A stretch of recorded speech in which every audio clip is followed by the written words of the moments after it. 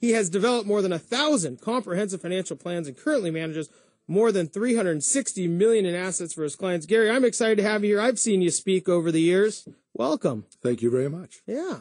You've done a lot of financial planning. You're very well known in this area. I think recently you were also in the Seattle Times or one of the newspapers. Yes, that's correct. And do you think the average person understands what financial planning is? Not a chance. Not a chance, huh? A financial plan is nothing more or less than a business plan for an individual. People spend all their time trying to make the companies they work for successful. They don't spend nearly enough time trying to make themselves successful. And they don't go through project planning. It's what I call life intrudes. You go home at night, you're tired, now you don't pay any attention, and sooner or later that's going to reach up and bite you. You're going to be very sorry that you didn't pay attention. It's an interesting parallel because you talk about how much time people dedicate to their business or their company that they work for.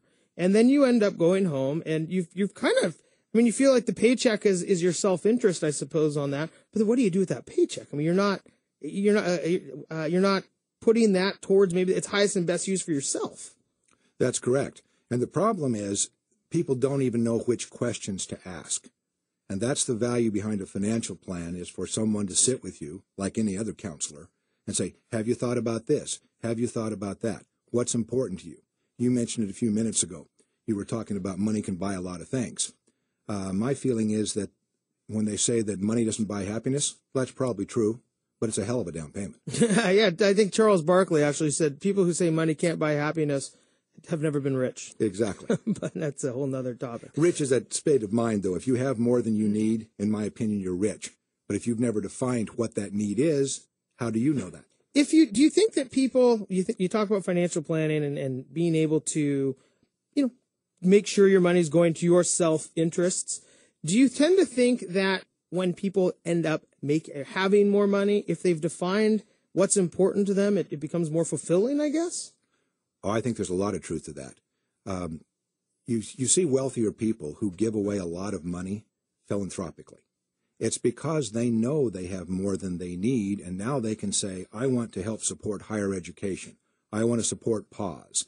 Whatever it is that turns them on, they can do that and know that they're still okay. The people who always talk about the rich doing it for a tax bite, a break, they have never given away any money. If you give money to charity, it's usually a 50% charity. So if you give away $100,000, you really only got credit for 50. If you're in a 30% bracket, you got a tax break of $15,000 to give away $100,000. That doesn't make sense. No, it does not. They're philanthropic, or they wouldn't be doing it. So when you start looking at a financial plan, philanthropy may be a part of it, but what do you feel are all the components of a financial plan that really make it so that, you're in balance in some ways? There are 6 distinct areas of a financial plan. Where are you today? If you don't know that, the rest of it's going to be garbage. The second piece is risk management. I'm talking insurance. The human animal hates insurance. There is no way to win. So what you have to do is figure out what do you need and how much of that in order to cover the catastrophes that could strike.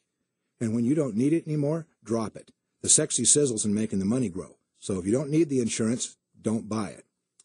The third piece is wealth accumulation. You want a house on the seashore, you want a fancy sports car, you want to send the kids to college. You tell me what you want, and when you want it, I can tell you what it will take to get there. Then we go to tax management, or what I would call tax avoidance, which is much different than tax evasion. Check that probably makes a lot more sense to people. Like, I don't need my taxes managed. No, you really do. So, for instance, if you're in a 30% bracket, if I can save you $1 worth of taxes, that's the same as you making $1.30 on your paycheck. So tax management is a big deal. Then there's planning for retirement. Everybody says, oh, I'd like to retire at 55. You hear that all the time. Nobody ever comes in my door saying, I've got a plan for doing it. Here's how much I'm going to need. Oh, by the way, the fastest growing age demographic in the United States is people over the age of 85. When Social Security became law, the average person died at the age of 66 2/3. I submit the money's going to have to last a lot longer. Oh, without a doubt. And finally, when you've done a good job of the first 5, you will have a problem preserving your wealth. Uncle Sam will climb in the coffin with you and ransack your pockets. I was a trust officer for 7 of my 13 years in banking. I'm really good at keeping Uncle Sam out of people's pockets. So is that one of the big approaches that maybe is unique to what you're doing? I mean, by taking these 6 steps, is that unique? No, I wouldn't say that the process is unique. A certified financial planner has gone through a lot of training and education. The part that is unique comes from the experience that the financial planning firm or team brings to it. For instance, once upon a time, I ran the trust real estate division of U.S. Bank. Secondly, I ran U.S. Bank of Southern Oregon on the commercial side, and I finally ended as a senior VP in charge of international lending. I submit you need to look at what you're trying to accomplish and try to find someone or a team of someones that can bring you that kind of expertise. Well, Gary, I'm kind of the anti-do-it-yourselfer, right? I think people will have a much higher probability of crashing and burning by trying to do a lot of these things on their own, whether it's buying houses, whether it's doing a financial plan. Do you think financial planning is something people can do on their own? Theoretically, anything any of us do is something you can do on their own, except maybe for brain surgery, or a classical pianist. The issue is having... a classical pianist. Brains, yes, I guess. They're the same kind of fine motor skills. The issue is that, 1, you have to be motivated, and 2, you have to be good at that. So I can look around the room at all the other gentlemen that are here, and I can say, could I do those jobs? Yeah, I probably could if I had the years to get used to doing it and the motivation to do it. I was going to say the motivation and being good are 2 things. You also have the time. Exactly. And we live in the age of specialization. I wouldn't dream of walking into anybody's offices here and expecting to be good at that unless I had several years to get good at it. So we have to focus on who's good, get that specialist to help us. Or as I put it, I do not drill my own teeth. That would hurt. I do run my dentist's money because he found out that hurt. And as a consequence, we both do what we're good at, and everybody's better off. I love how you say or specialization, because I think hyper specialization is something that is it's so key in jobs that people get today, and it's true in the financial and real estate world. I mean, the average person doesn't just nobody's really a jack of all trades. People go to work every day, and they're very specialized. They have one key function at a very large company for people who work at large companies. The same is really true in the financial world, in the mortgage world, in the real estate world. People are typically very good at something. They go very deep in one category per se. And it's difficult for people who aren't in those industries to just come in and go, yeah, guess what? I read Google today, and now I know how to do a financial plan. I read 4 steps on how to do it. And it's scary to me that people think they can go out and do these really complex things on their own. Well, and unfortunately, it's because of a dichotomy in our own industry. Because, for instance, I clear through a large institutional broker-dealer. Well, they have one arm that's out there telling people you should be able to do this yourself for a very cheap price, go buy and sell your own stocks, even if you don't know what you're doing.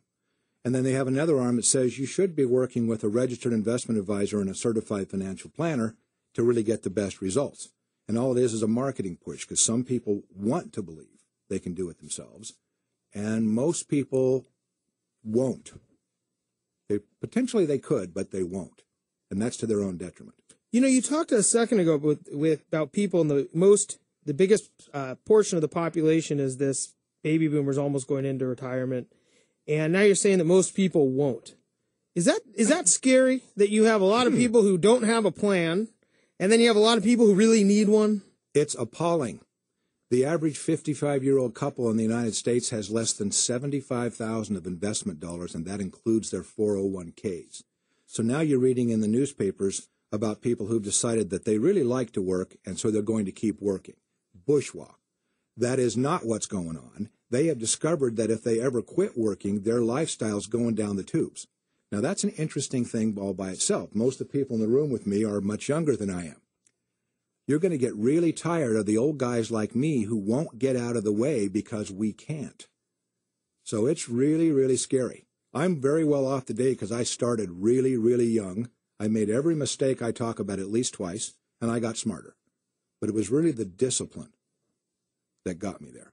It's going to be a really interesting next 30 years while the baby boomers refuse to get out of the way because they can't. Well, and then, we talked about hyper-specialization. Oftentimes, they're going to be booted out of the way in some industries because they're not going to have the knowledge that's needed from from people who are coming out of college and learning the newer and best technologies. Well, in many cases, that's true. It used to be between 50 and 60 were your top earning years. Now, if you lose a job between 50 and 60, you're getting back a job at about a third of what you were making. People need to be aware of that. And what they do is they stick their heads in the sand because they really don't want to pay attention. Yeah, well, it's scary. It is, and certainly, I think that even just telling people it's scary, it's probably just makes people stick their head a little bit deeper because they still don't want to come out of the sand and look around at what's going on. In some cases, that's true. Yeah. Well, Gary, thank you so much for joining us. Really appreciate having you. And like I said, I've seen you speak before, so I'm glad I could have you on my show.